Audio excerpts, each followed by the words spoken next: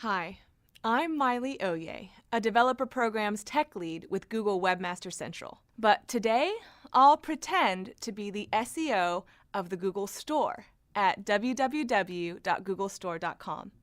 The Google Store sells many fine items like Google T-shirts and fold-up flyers. Using this site as an example, together we'll take a look at how to make the most of the features and Google Webmaster tools.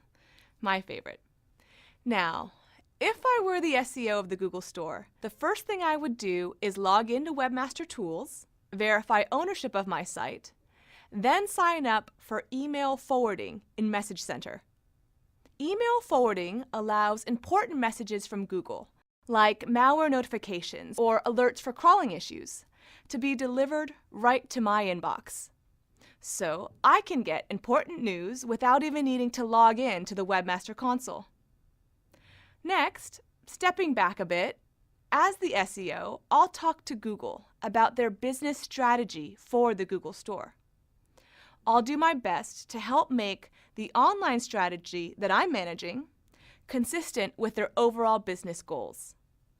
So let's pretend that the owners of the Google Store explain to me that a key part of their business includes online sales of Google merchandise. Let's say they like to sell more Android t-shirts and Google yo-yos. Remember, please, that this is all make-believe. Now, my objective as their SEO is more clear. I need to help googlestore.com sell merchandise. But rather than help the Google Store sell every product in stock, I prioritize where to spend my time by optimizing the product pages for items that already have visibility in the market. This is much easier than also needing to create demand for an item.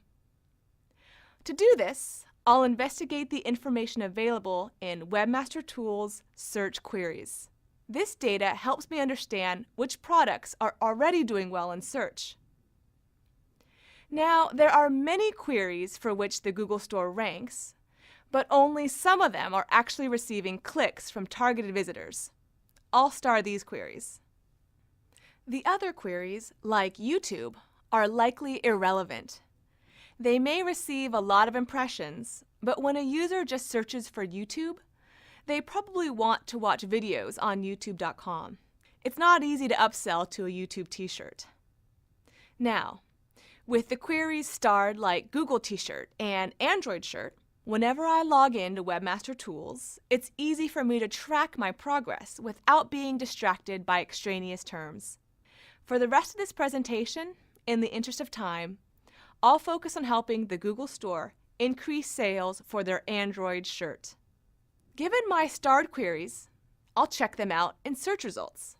You can see here that for Android shirt, my second result, with an indented result, could be more descriptive and readable. The snippet can originate from the meta description, and that's a quick fix I would immediately implement as their SEO. After viewing search queries to get an idea of the queries to prioritize, I'll then go to the Keywords feature in Webmaster Tools. Keywords tells me these are the key phrases Google has extracted from your site. As the SEO, I want these keywords to relatively match the terms for which I want to rank. Here I notice the keywords for the Google Store include organic, eco, and cotton. These terms don't match the actual merchandise I'm trying to sell. To meet my online objectives, I'm better off if my site's keywords, the content on the page, are more about Android, Google, and shirt, the terms for which I'd like to rank, rather than generic fabric descriptions like cotton and organic. Following keywords, I'll return to search queries to see exactly what URLs are ranking for the given query. When your site shows an average position of 5.0, that means that when a user enters the query, the URLs from your site that are displayed in results average at position 5.0. In other words, a user in San Francisco may see my site in position number 4 in search results, while for the same query, a user in New York may see my site in position 6. My average position is then 5. Alternatively, If a query triggers my site in both result number 4 and number 6, then my average position may also be 5. Furthermore, when your site appears in a blended result, we'll most commonly use the entire slot as one position. So, for example, all the sites shown in this blended shopping result could be calculated as being in the number 1 position. The change value is calculated as the delta between your search query for this time interval versus the previous interval, whether that's a month, a week, or a day. In search queries, as the SEO, I also noticed that some of these URLs are duplicates. These two results look similar, but differ only in their parameters. Here's some general advice for duplicate content issues. But to reduce duplicate content in this particular case, I'll use rel canonical as well as utilizing URL parameter handling in Webmaster tools. In URL parameter handling, I can signal to Google's crawler that some parameters are valuable while others can be ignored. I can use parameter handling if my URL structure contains name-value pairs using standard encoding. If I use something non-standard, being a maverick, search engines will have a harder time understanding my site. Another step in addressing duplicate content is to check out HTML suggestions. Here are URLs already crawled and indexed by Google that have duplicate titles or meta descriptions.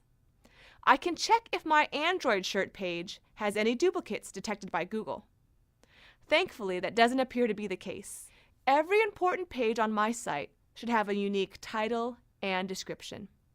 And that way, I don't dilute any of my page rank. Next, I'll check out crawl errors to verify that Google is properly accessing my site. Within crawl errors is crawl error sources, where I can make sure that potential visitors to my site don't receive 404, file not found, but instead come to the page they intended.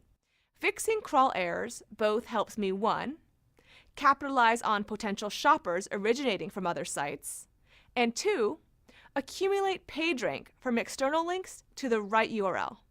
Speaking of links, I'll go to internal links next. A site's homepage often has the highest page rank on their site. It can be beneficial to make sure that for the pages we want to rank, such as my Android shirt page, that it's well linked from within my own site and my own homepage. In this example, my Android shirt has fewer internal links than the other product pages, such as the Organic Basic t-shirt. To help users and search engines find my Android page, I'll make it better linked internally and within fewer links from my homepage. Another great tool I can use is Fetch as Googlebot. With Fetch as Googlebot, I'll check that redirects, dynamic pages, and URL rewrites work as expected.